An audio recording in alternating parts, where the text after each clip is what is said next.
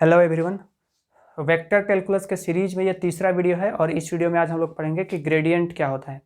तो ग्रेडियंट को पढ़ने से पहले हम लोग जानते हैं कि scalar point function, vector point function किसे कहते हैं या फिर पॉइंट फंक्शन किसे कहते हैं। सबसे पहले तो पॉइंट फंक्शन जानना पड़ेगा ना। तो अगर सपोज करें कोई एक फंक्शन है जो एक्स वाई जेड पे डिपेंडेंट है कुछ इस तरीके से,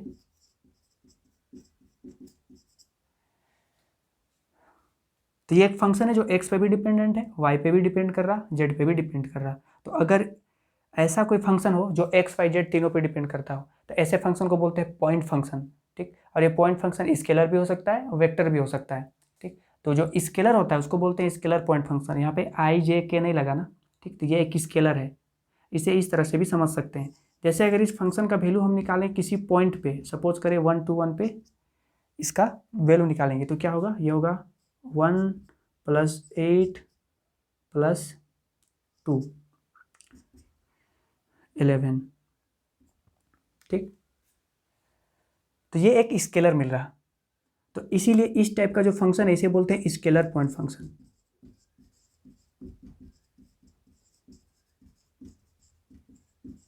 तो वैसा फंक्शन जिसका अगर किसी पार्टिकुलर पॉइंट, ऐसा फंक्शन है, ऐसा पॉइंट फंक्शन, सॉरी ऐसा पॉइंट फंक्शन जिसका कि वैल्यू अगर किसी पॉइंट पे निकालें तो हमें एक स्केलर मिलता हो, तो ऐसे फंक्शन को क्या बोलते हैं, स्केलर पॉइंट फंक्शन बोलते हैं। ठीक, अब पॉइंट फंक्शन वेक्टर भी हो सकता है। जैसे अगर एक हम लोग फंक्शन कंसिडर करें जो कि एक्स वाई जेड पे डिपेंडेंट है, x³ i cap + y² j cap + z² k cap. ठीक ना, अगर हम इस फंक्शन का वैल्यू अभी हम लोग किसी पार्टिकुलर पॉइंट पे निकालें, सपोज करें 2,2,1 पे निकालें, तो इसका वैल्यू कितना होगा, 8i cap + 4j cap + k cap. तो जब इस फंक्शन का वैल्यू किसी पार्टिकुलर पॉइंट पे हम लोग निकाल रहे हैं तो हमें एक वेक्टर मिल रहा। तो इसीलिए इस टाइप का जो फंक्शन होता है इसे बोलते हैं वेक्टर पॉइंट फंक्शन।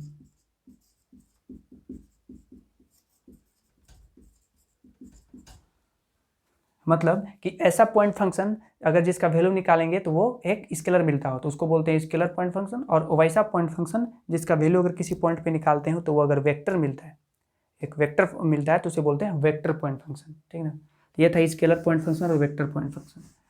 हम लोग पढ़ते हैं लेवल सरफेस किसे कहते हैं। तो सपोज करें कोई एक फंक्शन है फाई, अगर इसको = सब कांस्टेंट लिख दें तो ये रिप्रेजेंट करता है एक सरफेस को। ठीक, ये इक्वेशन जो बना ये रिप्रेजेंट करता है एक सरफेस को।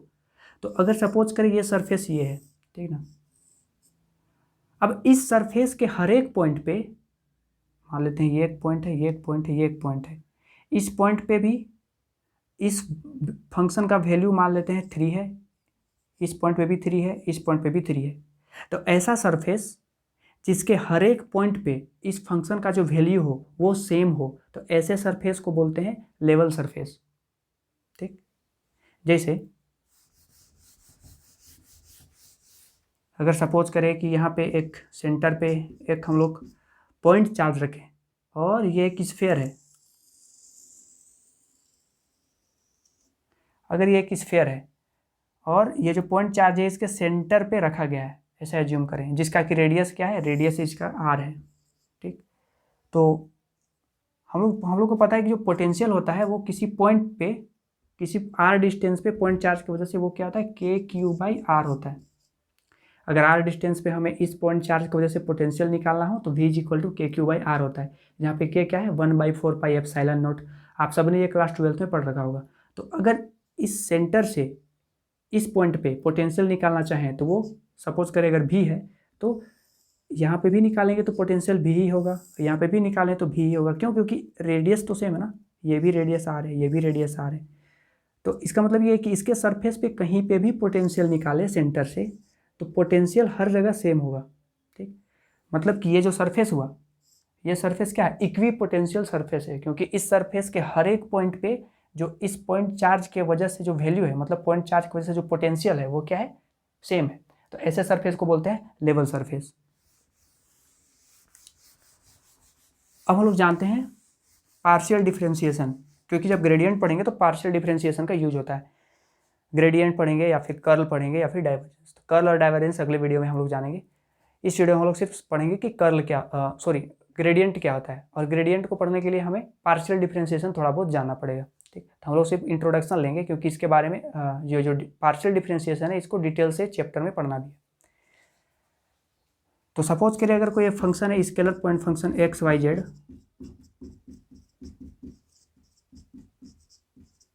ठीक, अगर इसे हमें डिफरेंशिएट करना हो पार्शियली तो उसको हम लोग इस तरह से डिनोट करते हैं, del phi by del X, या फिर करली फाई बाई करली एक्स, ऐसा भी पढ़ते हैं। या तो आप करली बाई करली पढ़ो या फिर डेल बाई डेल पढ़ो, दोनों सही है।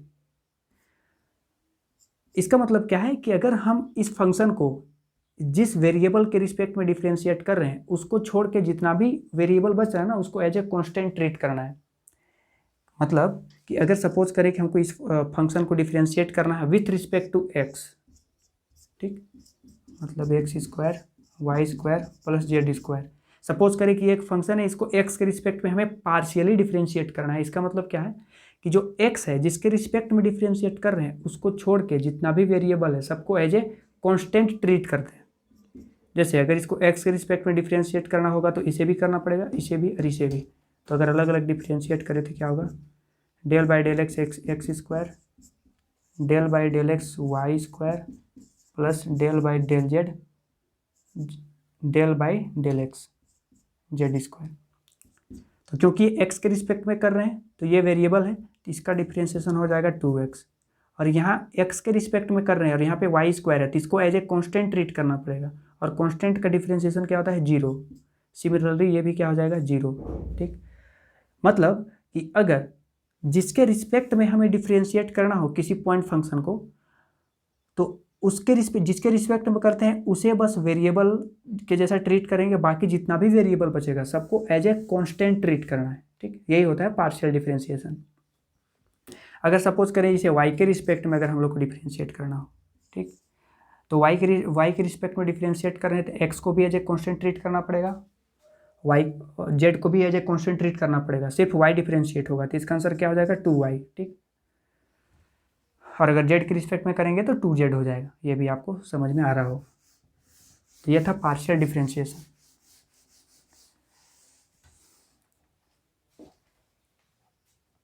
अब हम लोग पढ़ते हैं कि जब मान लेते हैं कि कोई एक फंक्शन है,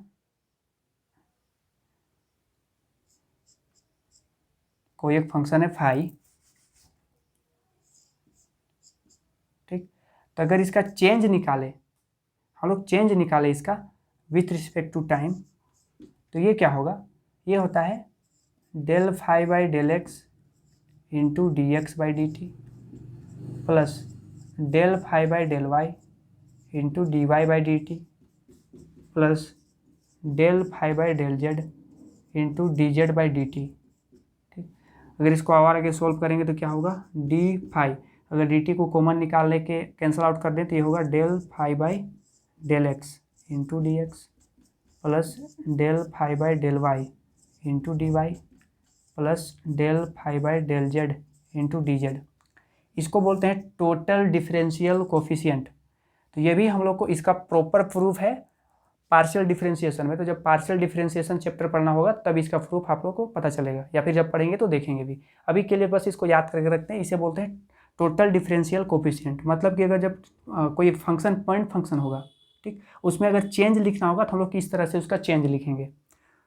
जैसे अगर मान लेते हैं कोई एक फंक्शन है f, ठीक, और इसका चेंज लिखना हो, अगर ये फंक्शन है एक्स वाई जेड का पॉइंट फंक्शन है तो इसका चेंज लिखना होगा तो कैसे लिखेंगे, del F by del x into D X plus del F by del Y into D Y plus del F by del Z into D Z. ये होगा इसका चेंज। ठीक, तो इस क्वांटिटी को क्या बोलते हैं, टोटल डिफरेंशियल कोफिशिएंट। ठीक, तो इसका यूज अभी होगा जब हम लोग आगे प्रोसीड करेंगे, तो इसको अभी के लिए याद करके रखना है।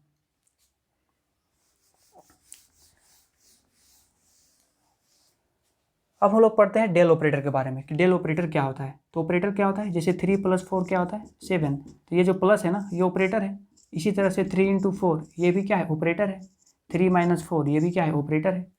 तो इसी तरह से हम लोग एक ऑपरेटर के बारे में पढ़ेंगे जिसको बोलते हैं डेल ऑपरेटर। इसको डिनोट करते हैं इस तरीके से, और इसको बोलते क्या है, इस सिंबल का नाम है नेबुला, ठीक। और इसको पढ़ते कैसे हैं, डेल। तो ये क्या होता है, ये होता है del by del x I cap plus del by del Y J cap plus del by del Z के कैप।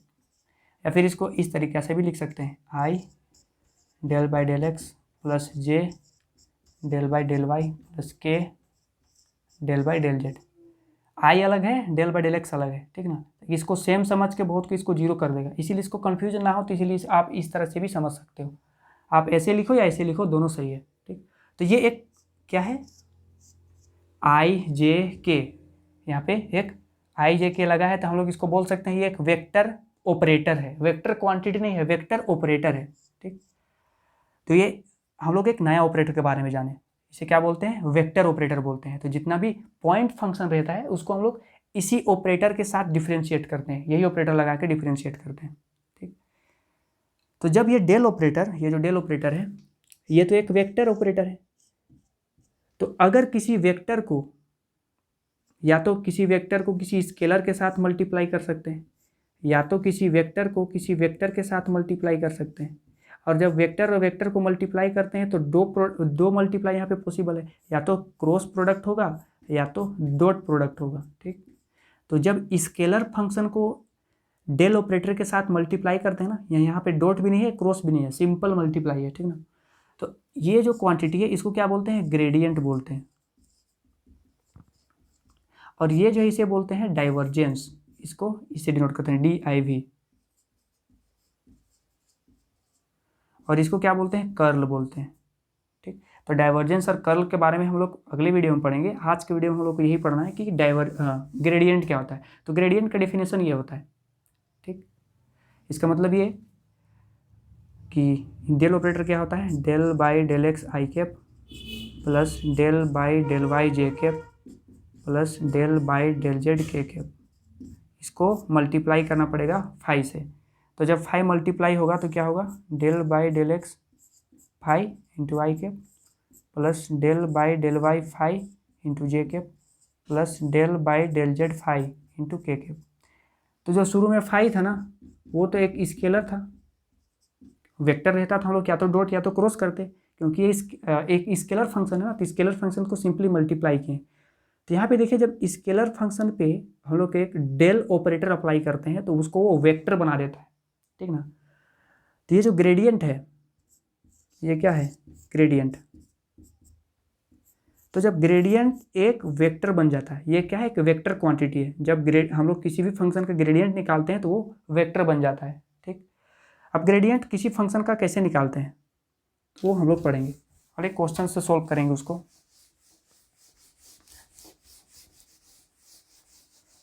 तो यहाँ पे लिख लेते हैं कि जो डेल ऑपरेटर होता है वो होता है del by del x I cap plus del by del Y J cap plus del by del Z के कैप।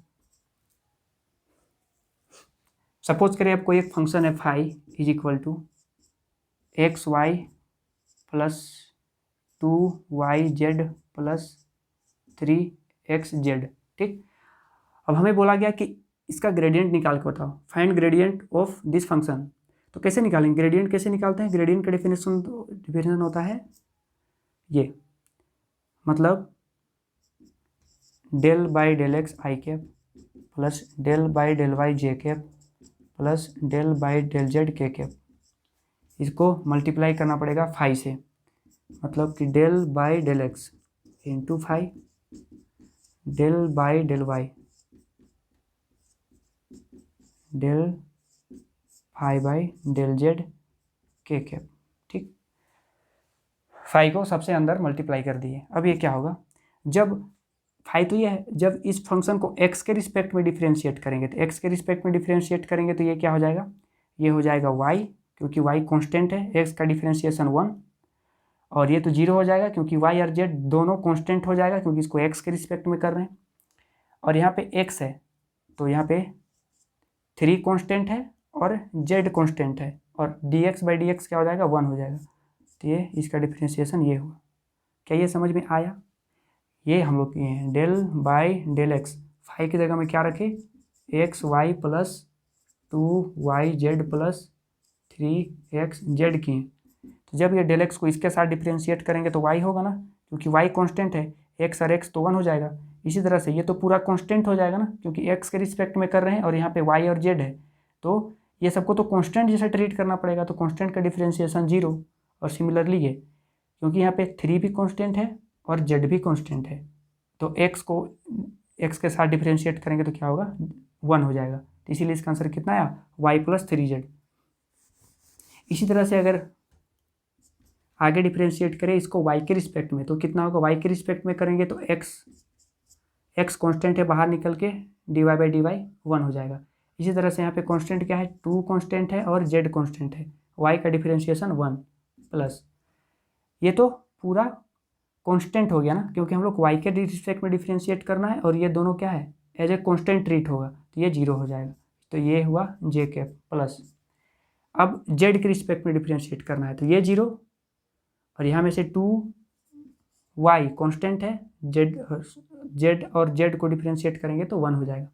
इसी तरह से यहाँ पे z के रिस्पेक्ट में डिफ्रेंशिएट करना है तो 3 और x कांस्टेंट है, z क्या हो जाएगा, इसका डिफ्रेंशिएशन 1 हो जाएगा। तो ये हो गया k कैप।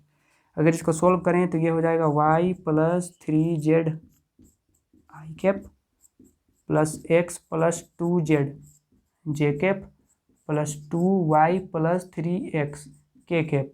तो ये निकला ग्रेडियंट, इस फंक्शन का ग्रेडियंट। ठीक, तो ग्रेडियंट कैसे निकालते हैं, ये था पहला एग्जाम्पल। अब हम लोग दूसरा एग्जाम्पल देखते हैं।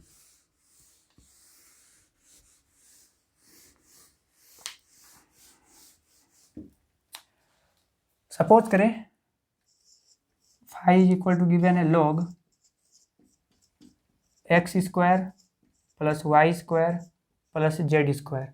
अब हम लोग को बोला गया कि फाइंड ग्रेडियंट, तो हम लोग ग्रेडियंट ऑफ फाइव कैसे निकालते हैं, तो ग्रेडियंट ऑफ फाइव निकालते हैं del by del x I cap plus del by del Y J cap plus del by del Z के कैप इंटू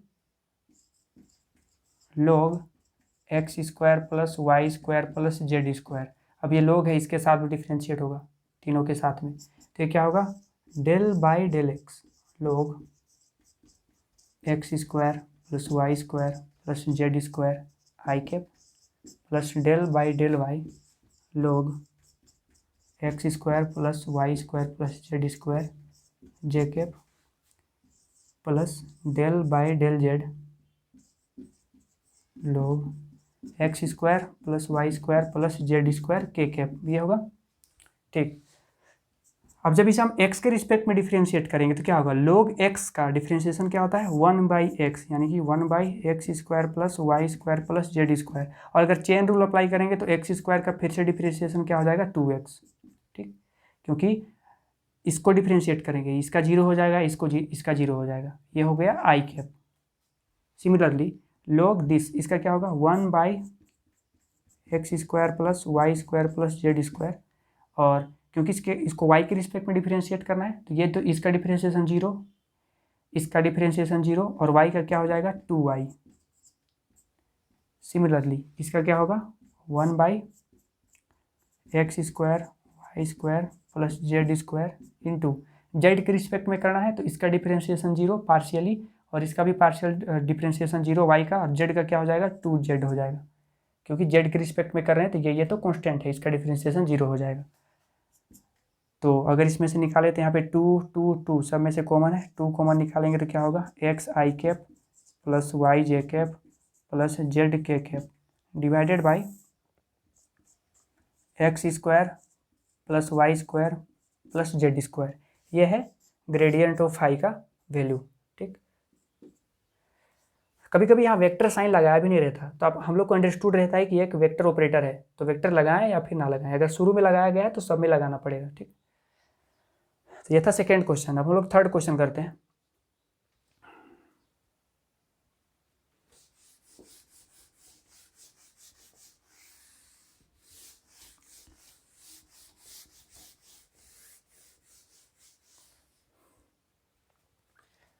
थर्ड क्वेश्चन है, if u is equal to X plus Y plus Z और v is equal to X square plus Y square plus Z square and w is equal to X Y plus Y Z plus Z X. अगर ये हमें 3 point function given है तो हमें find करना है, हमें प्रूव करना है कि जो gradient of u, gradient of v और gradient of w are coplanar. हमें प्रूव करना है कि ये इसका तीनों का ग्रेडियंट क्या होगा, कोप्लेनर होगा। तो हम लोग जानते हैं ना कोप्लेनर, वेक्टर का कोप्लेनर कैसे प्रूव करते हैं, उसका स्केलर ट्रिपल प्रोडक्ट को जीरो प्रूव करके, यानी कि जो बॉक्स ABC होता है, इसे क्या बोलते हैं, बॉक्स ABC बोलते हैं ना, स्केलर ट्रिपल प्रोडक्ट। ठीक, ये अगर जीरो हो जाए तो हम लोग जानते हैं कि ये क्या है, कोप्लेनर है। तो सबसे पहले ग्रेडियंट u, ग्रेडियंट v और ग्रेडियंट w हम लोग को निकालना पड़ेगा, तो उसको निकालते हैं। तो सबसे पहले ग्रेडियंट u कितना होगा, ग्रेड u कितना होगा, ये होगा del by del x I cap plus del by del Y J cap plus del by del Z के cap into x plus Y plus z, मतलब कि del by del x into x plus Y plus z plus del by del x del by del Y into x plus Y plus z i cap j cap del by del z x plus Y plus Z के cap. अब अगर इसे हम x के respect में differentiate करें तो यह क्या हो जाएगा, सिर्फ x को एज ए वेरिएबल ट्रीट करना पड़ेगा, बाकी सब तो कांस्टेंट है, तो इसका हो जाएगा आई कैप 1 होगा ना, तो आई कैप और इसका जीरो, इसका जीरो, इसका क्या होगा 1 यानी कि जे कैप, और जेड के रिस्पेक्ट में करेंगे तो ये जीरो, इसका क्या हो जाएगा के कैप। ठीक, तो हम लोग का जो ग्रेडियंट u आया वो ये आया। अब क्या निकालना है हम लोग को, हमें निकालना है ग्रेडियंट ऑफ v। तो ग्रेडियंट ऑफ v क्या होगा, यहाँ पे निकालते हैं। Gradient of v is equal to del by del x I cap plus del by, दिख रहा है, del by del Y J cap plus del by del Z के कैप इंटू v कितना, X square plus Y square plus Z square, X square plus Y square plus Z square. अगर इसे solve करेंगे तो ये क्या होगा, del by del x x square plus Y square plus Z square plus i cap del by del Y into x square plus Y square plus Z square J cap plus del by del z x square plus Y square plus Z square के cap. ठीक, अगर इसे differentiate करें तो x के respect में कर रहे हैं तो बाकी सबका तो जीरो हो जाएगा, इसका डिफ्रेंशिएशन कितना होगा, x का 2x आई कैप, इसी तरह उसका क्या होगा 2y जे कैप प्लस उसका क्या होगा 2z के कैप। ठीक, ये निकला ग्रेडियंट ऑफ v। ठीक, अब निकालते हैं gradient of w। Gradient of w कितना हो जाएगा, तो इसको भी लिखेंगे del by del x I cap plus del by del Y J cap plus del by del Z के कैप इंटू w कितना है, x y y Z plus Z x. तो इसको डायरेक्ट कर रहे हैं, जब इसको x के रिस्पेक्ट में डिफ्रेंशिएट करेंगे तो x के रिस्पेक्ट में करेंगे तो क्या होगा, ये और ये, तो ये हो जाएगा y plus z i cap, y के रिस्पेक्ट में करेंगे तो y के रिस्पेक्ट में करेंगे तो ये जीरो हो जाएगा और ये क्या हो जाएगा x plus Z J cap, और z के रिस्पेक्ट में करेंगे तो क्या हो जाएगा y प्लस एक्स के कैप, ये होगा। क्योंकि जब इसको x के रिस्पेक्ट में करेंगे ना, x के रिस्पेक्ट में करेंगे तो y कांस्टेंट है, ठीक, और यहाँ में से z कांस्टेंट है तो z बाहर निकल गया, ये तो जीरो हो गया। इसी तरह y के रिस्पेक्ट में डिफ्रेंशिएट करेंगे तो यहाँ पे y है तो x को बाहर निकालेंगे और y को डिफ्रेंशिएट करके 1 हो गया। इसी तरह से यहाँ भी z को बाहर निकालेंगे तो y को डिफ्रेंशिएट करके 1 हो गया, और ये तो दोनों कांस्टेंट जैसा ट्रीट होगा y के रिस्पेक्ट में, तो इसका जीरो हो गया। इसी तरह से z के लिए किए, ठीक। तो यह है हम लोग का ग्रेडियंट ऑफ w। तो हम लोग को ग्रेडियंट ऑफ v भी मिल गया, ग्रेडियंट ऑफ w भी मिल गया, और ग्रेडियंट ऑफ u भी मिल गया। अब हमें प्रूव करना है कि ये तीनों क्या है, कोप्लेनर है। ये तीनों वेक्टर क्या है, कोप्लेनर है। क्योंकि ग्रेडियंट निकालने के बाद हमें एक फाइनली क्या मिला, हमें एक वेक्टर मिला ना, तो इसी वेक्टर को प्रूव करना है ये तीनों वेक्टर को क्या है, ये तीनों कोप्लेनर है। तो इसको एक जगह लिख लेते हैं। हमें ग्रेडियंट ऑफ u ये कितना मिला, ये मिला i cap plus j cap plus k cap. और ग्रेडियंट ऑफ v कितना मिला, ये मिला 2x i cap plus y j cap plus z k cap. और ग्रेडियंट ऑफ w कितना मिला, ये मिला y plus z i cap plus x plus z j cap plus y plus x k cap. ठीक, अब हमें ये तीनों को प्रूव करना है कि ये तीनों क्या है, कोप्लेनर है।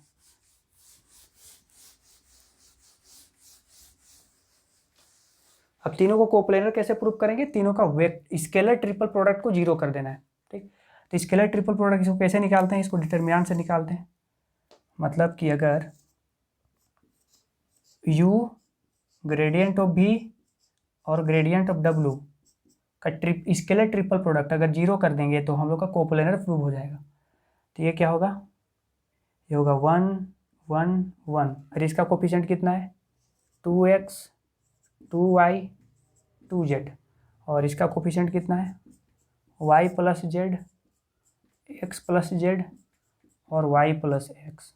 ठीक ना। अब इसको जीरो प्रूफ करना है। जीरो प्रूफ कैसे करेंगे, कुछ प्रॉपर्टी इसमें अप्लाई होगा। ये तो डिटर्मिनेंट है, इसको तो सोल्व करना सबको आएगा। अब इसको सोल्व करेंगे तो जीरो आ सकता है। तो इसमें क्या ऑपरेशन करें, अगर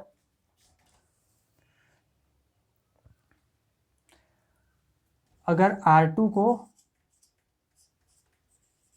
R2 प्लस R3 लिखें तो क्या होगा, तो ये होगा, यहाँ भी 2 है, यहाँ भी 2 है, यहाँ भी 2 है, दोनों को बाहर निकाल सकते हैं। ये हो जाएगा 1 1 1।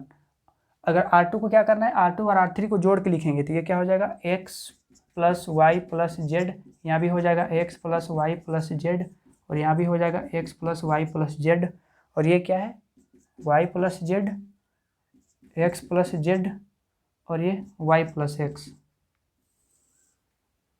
अब यहाँ भी x plus Y plus z है, तीनों में से कॉमन निकाल देंगे तो क्या होगा, 2x plus Y plus Z 1 1 1। और यहाँ भी क्या हो जाएगा 1 1 1। और ये क्या हो जाएगा y प्लस जेड और ये हो जाएगा x प्लस जेड और ये क्या हो जाएगा y प्लस एक्स।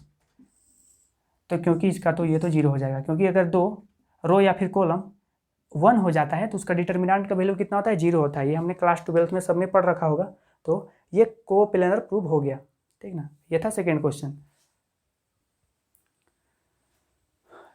अगले वीडियो में हम लोग पढ़ेंगे कि ग्रेडियंट क्यों पढ़ते हैं, इसका ज्योमेट्रिकल मीनिंग क्या है, फिजिकल इंटरप्रिटेशन क्या है। ठीक ना, फिर उसको पढ़ने के बाद हम लोग इस पर कुछ इंपॉर्टेंट क्वेश्चन भी करेंगे जो कि एग्जाम में मैक्सिमम आता है। ठीक, तो वो अगले वीडियो में हम लोग कंप्लीट करेंगे।